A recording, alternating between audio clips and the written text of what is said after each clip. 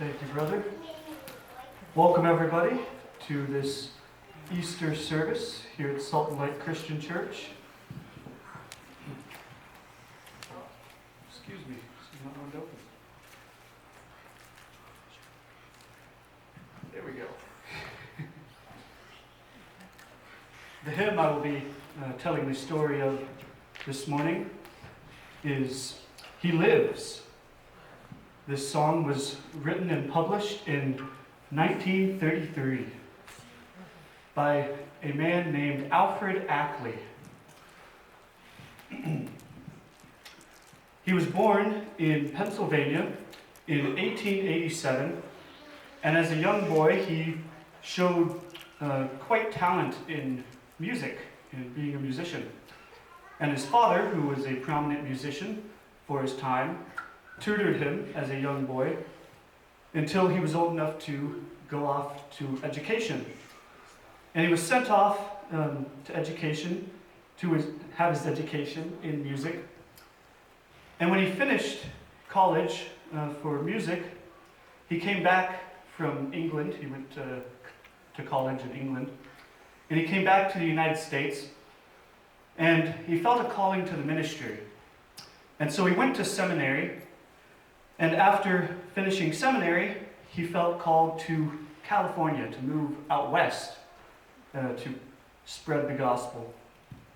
And so, after doing so, he shortly met a Jewish man who he became friends with and began witnessing to about Christ. And one day, when he was witnessing to this man who was this friend of his, this Jewish man responded to him, to his witnessing attempts, by saying, "Why should I worship a dead Jew?" Referencing Jesus, of course. And this question really stuck with Alfred. It itched in the back of his head, in his thoughts, and he kind of just couldn't get over it. And this lingered in the back of his mind while he was preparing for his Easter service to come. And the morning of Easter, he got up and began getting ready, as he would. And when he was in his bathroom, he turned on his radio, which was normal, to listen to a pastor from New York who did a radio show in the mornings. And this liberal pastor from New York began his show by saying, "Good morning. To me, it doesn't matter if Christ is risen or not. All that matters is that his truth marches on." And this, once again, really prodded Alfred. In fact, it really upset him. He had to hold himself back because he had the inclination to swat his radio across the room. And instead, he ended up shouting, "It's a lie!" And hearing this, his wife came into the bathroom to make sure everything's okay, wondering why he's shouting so loud this early in the morning. And he explained to her, "Didn't you hear what that good-for-nothing pastor said on the radio?" And this, once again, stuck in the back of his mind as he went on that Easter morning to preach a very fervent sermon about the necessity of us worshiping a living God, a living Christ.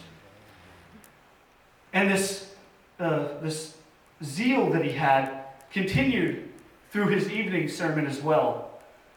And at night, after his evening sermon, he was still anxious about this. He was still upset. And his wife came to him and told him, "Alfred, if this is so bothersome to you, do what you can do best about it. Write a song." And so he went to his piano and he began composing the words and the music to the hymn, "He Lives." But we see in this story and in the lyrics to this hymn, not only the necessity, but the absolute just overwhelming truth that we serve not some dead Jew, but the living God. Amen. And that's what Easter is all about. Our remembrance that he lives. So thank you. Let's bring you.